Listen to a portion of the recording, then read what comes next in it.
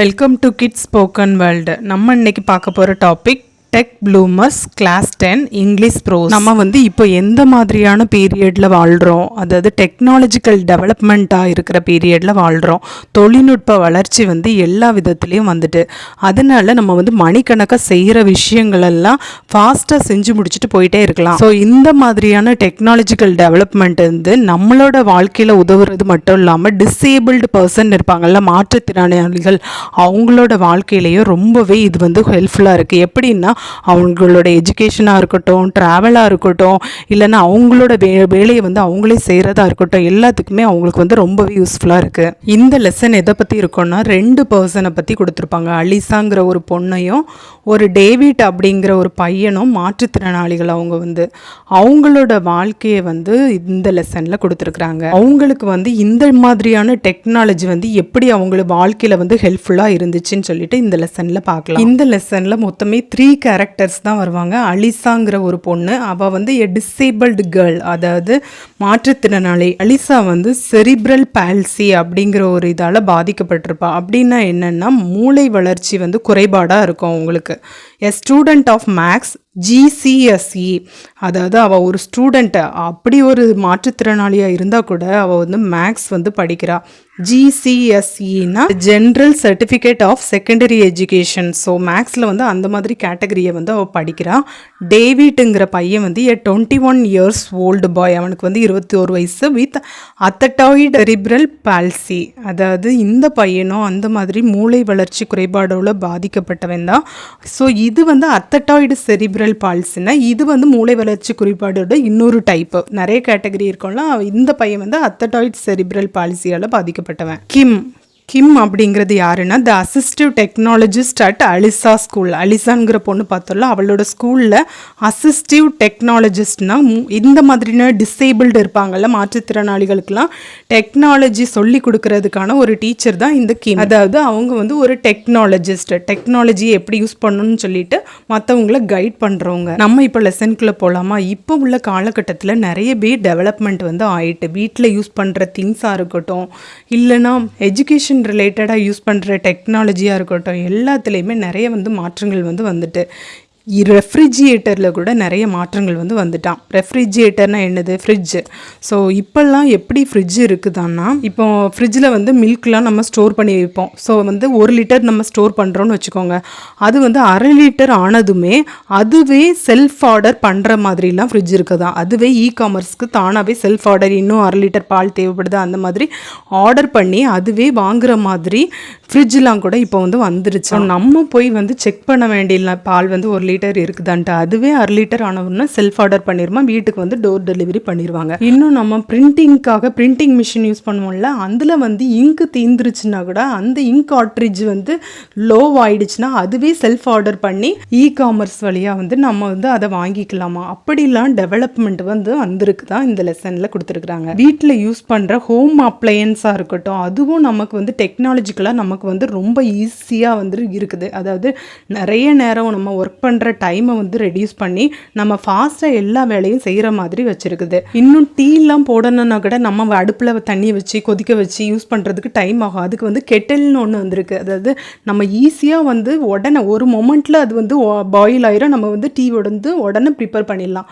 அந்த மாதிரிலாம் கூட ஈஸியாக நமக்கு லைஃப்பை லீட் பண்ணுறதுக்கு இந்த டெக்னாலஜிக்கல் டெவலப்மெண்ட் யூஸ்ஃபுல்லாக இருக்குது. இது நம்மளை மாதிரி இருக்கிற ஒரு நார்மல் பர்சனுக்கு யூஸ்ஃபுல்லாக இருக்கிறது மட்டும் இல்லாமல் அந்த மாற்றுத்திறனாளிகளுக்கும் ரொம்பவே சப்போர்ட்டிவாக இந்த டெக்னாலஜிக்கல் டெவலப்மெண்ட் இருக்குது. இந்தியாவில் 2011, அதாவது 2011 கணக்கெடுப்பு படி 2.21% ஆஃப் இந்தியன் பாப்புலேஷனில் டிசேபிள்டு பர்சன் இருக்காங்களா. அதாவது மாற்றுத்திறனாளிகள் நம்ம இந்தியாவில் 2.21% இருக்கிறாங்களாம். இந்த லெசனில் ரைட்டர் என்ன நமக்கு காமிக்கிறாங்கன்னா, அந்த டிசேபிள்டான அந்த அலிசாவோட லைஃப்பில் இந்த டெக்னாலஜிக்கல் எப்படி அவளுக்கு ஹெல்ப் பண்ணியிருக்குதுன்னு காமிக்கிறாங்க. அதாவது அவள் செரிப்ரல் பால்சியால் பாதிக்கப்பட்டவா, அதனால அவளுக்கு டைப்பிங்லாம் பண்ணவே முடியாது, ரொம்ப டிஃபிகல்ட்டாக இருக்கும் அவளுக்கு. அவள் ஒரு ஸ்டூடெண்ட்டுன்னு பார்த்தா மேக்ஸ் ஸ்டூடெண்ட்.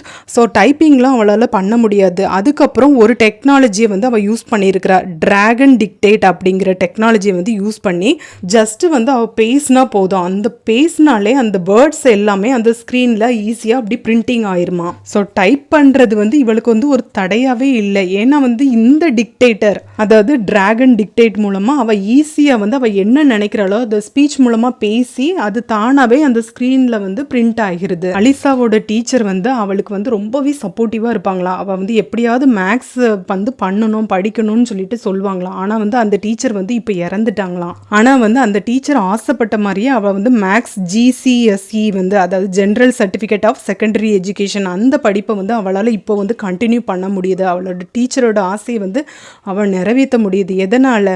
இந்த டெக்னாலஜிக்கல் டெவலப்மெண்ட்டால். அலிசாவோட ஸ்கூலில் இருந்த அந்த அசிஸ்டிவ் டெக்னாலஜிஸ்ட் அந்த டீச்சரும் ரொம்ப நல்லாவே இவளை வந்து கைட் பண்ணியிருக்கிறாங்க. அந்த அவங்க தான் வந்து இவளுக்கு வந்து டிராகன் டிக்டேட்டையும் சொல்லி கொடுத்துருக்காங்க. அவளை வந்து ட்ரெயின் பண்ணியிருக்கிறாங்க எப்படி வந்து இண்டிபெண்ட்டாக இருக்கணும், அதாவது மற்றவங்கள சார்ந்து இல்லாமல் இண்டிபெண்ட்டாக எப்படி வந்து அவள் வந்து மேக்ஸை வந்து படித்து முடிக்கணும், GCSE எப்படி கம்ப்ளீட் பண்ணணும்னு சொல்லிட்டு நல்ல சப்போர்ட்டிவ் பண்ணி மோட்டிவேட் பண்ணியிருக்கிறாங்க இந்த கிம். அவங்களோட அந்த மோட்டிவேஷனால், அதாவது இம்பாசிபிளான ஒரு விஷயத்தையும் நம்மளால் செய்ய முடியும் அப்படின்னு சொல்லிட்டு இந்த டிசேபிள்டான அலிசா வந்து செஞ்சு முடிச்சிருக்கிறாங்க.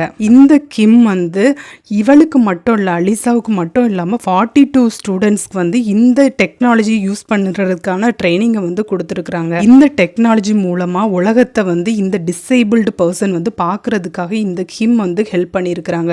அவங்க என்ன சொல்கிறாங்கன்னா, டெக்னாலஜி வந்து பவர் கொடுக்குது, ஒரு ஸ்ட்ரென்த்தை கொடுக்குது இந்த மாதிரியான டிசேபிள்டு பீப்புளுக்கு. நம்ம யூஸ் பண்ணுற கம்ப்யூட்டர் ஸ்க்ரீனை வந்து நம்மளோட ஐ கேஸை வச்சு கூட கண்ட்ரோல் பண்ண முடியுமா, அப்படிலாம் டெக்னாலஜிக்கல் வந்து டெவலப்மெண்ட் ஆகிட்டு. ஐ கேஸ்னா என்ன, நம்மளோட கண் பார்வையால் கூட அதை வந்து கண்ட்ரோல் பண்ண முடியும். இந்த கிம் இவங்க வந்து இந்த டெக்னாலஜிஸ்ட் வந்து நல்லா ட்ரெயின் பண்ணி இந்த மாதிரி டிசேபிள்டு ஸ்டூடெண்ட்ஸ்க்கு ஹெல்ப் பண்ணதுனால இந்த அலிசா வந்து அவளோட ஸ்டடீஸையும் கம்ப்ளீட் பண்ணிட்டாலாம். ஸோ டிசேபிள்டு அலிசா வந்து எப்படி வந்து அவளோட வாழ்க்கையில் ஜெயிச்சான்னு பார்த்தோம். நெக்ஸ்ட்டு வந்து டேவிட் பற்றி பார்க்கலாம். அவனும் வந்து அத்தட்டாய்டு செரிப்ரல் பால்சியால் பாதிக்கப்பட்டவன். அதுவும் ஒரு கைண்ட் ஆஃப் மூளை வளர்ச்சி பாதிப்பு. இதில் பாதிக்கப்பட்டவங்க எப்படி இருப்பாங்கன்னா, அவங்களுக்கு வந்து மூமெண்ட் டிஸார்டர் இருக்கும். அதாவது அவங்க கை கால்லாம் அப்படியே சூம்பி போன மாதிரி இருக்கும்.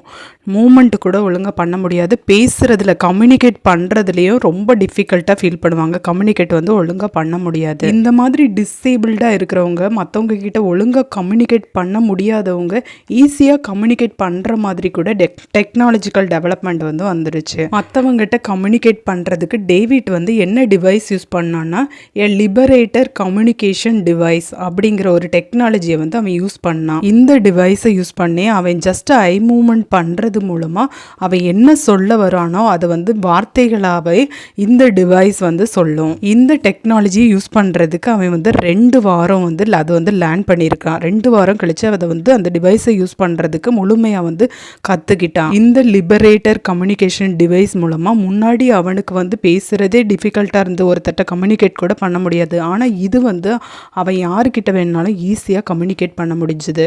அது மட்டும் இல்லை, அவனோட சேரில் வந்து ஆக்டிவ் கண்ட்ரோலரும் வச்சுருந்தானா. அவன் வந்து ஒரு டிசேபிள்டு பர்சன் தானே, அப்போ வந்து வீல் சேர் தானே இருப்பாங்க. அந்த சேர்லேயே அந்த ஆக்டிவ் கண்ட்ரோலர் அது மூலமாக வந்து டிவி ஆன் பண்ணுறதா இருக்கட்டும், இல்லைன்னு மியூசிக் பிளேயராக இருக்கட்டும், எதை வேணாலும் அவன் வந்து டிபெண்ட்டாக இருக்க வேண்டிய அவசியம் இல்லை.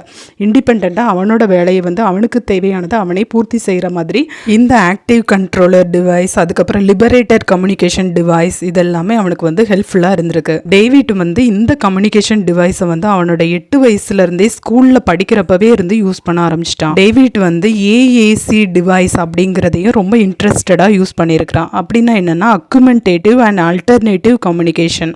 அதாவது பேசுகிறதுல ஸ்ட்ரகிள் பண்ணுறவங்க, இல்லைன்னா எழுத கஷ்டப்படுறவங்க, இந்த மாதிரியான டிசேபிள்டு பர்சனுக்கு உதவுற ஒரு டிவைஸ் தான் AAC டிவைஸ். டேவிட் வந்து ஸ்போர்ட்ஸில் கூட ரொம்ப இன்ட்ரெஸ்டடாக இருந்திருக்கான். அதாவது throw ball, football, hockey, baseball, இதை எல்லாத்துலேயுமே அவன் வந்து கலந்துக்கிட்டு ரொம்ப இன்ட்ரெஸ்டடாக இருந்திருக்கான். ஈவன் ஸ்போர்ட்ஸ் லீடராக கூட இருந்திருக்கான். அவன் வந்து அப்படி லீடராக இருந்தப்போ வந்து மற்றவங்க கிட்ட PE லெசன், அதாவது ஃபிசிக்கல் ஆக்டிவிட்டி அண்ட் ஃபிட்னஸ் லெசனை வந்து டீச் பண்ணுவானா. எப்படி டீச் பண்ணுவான்னா, ECO2 அப்படிங்கிற ஒரு டிவைஸை யூஸ் பண்ணி, ஒரு இன்டராக்டிவ் ஒயிட் போர்டு ஒன்று யூஸ் பண்ணி மற்றவங்களுக்கு லெசனை கூட டீச் பண்ணியிருக்கான். அதாவது ஃபிசிக்கல் ஆக்டிவிட்டிஸ் லெசனை.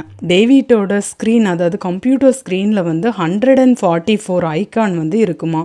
அந்த எல்லா ஆப்புமே அவன் வந்து எப்படி யூஸ் பண்ணுவான்னா அவனோட ஐ கேஸால், அதாவது கண் பார்வையாலே அது வந்து இயங்குமா அந்த ஆப்பில். டேவிட்டும் சக்ஸஸ்ஃபுல்லாக GCSE அப்படிங்கிற எஜுகேஷனை வந்து படித்து முடிச்சிருக்கான், அதாவது general certificate of secondary education. அவன் வந்து டிசேபிள்டாக இருந்தாலும் அவனுக்கு வந்து ஒரு கான்ஃபிடென்ட் இருக்குது, யார்கிட்டனாலும் கான்ஃபிடென்ட்டாக கம்யூனிகேட் பண்ணுறது, அவனுக்கு தேவையான ஃபுட்டை அவனே ஆர்டர் பண்ணிக்கிறது, ஈவன் ப்ளே ஸ்டேஷன், MP3 ஏதாவது கேட்கணும், பாட்டு ஏதாவது கேட்கணுன்னாலும் அவனே டிபெண்ட்டாக இல்லாமல் இண்டிபெண்ட்டாக எல்லா ஒர்க்கையும் அவனே அவனோட வீல் சேர் மூலமாக, எலக்ட்ரானிக் வீல் சேர் மூலமாக அவனோட தேவைகளை வந்து அவன் வந்து சாட்டிஸ்ஃபை பண்ணிக்கிறான். ஐ கேஸ் மூலமாக அவனோட சிஸ்டத்தை வந்து ஆன் பண்ணி இப்போ வந்து செல்சி ஃபுட்பால் டீமோட கண்டிஷன் எப்படி இருக்குது, அவன் நம்ம பார்த்தோம், அவன் வந்து ஸ்போர்ட்ஸில் ரொம்ப இன்ட்ரெஸ்டடாக இருப்பான், ஈவன் PE லெசனை கூட டீச் பண்ணியிருக்கிறான், அதாவது ஸ்போர்ட்ஸ் லீடராகவும் இருந்திருக்கிறான்.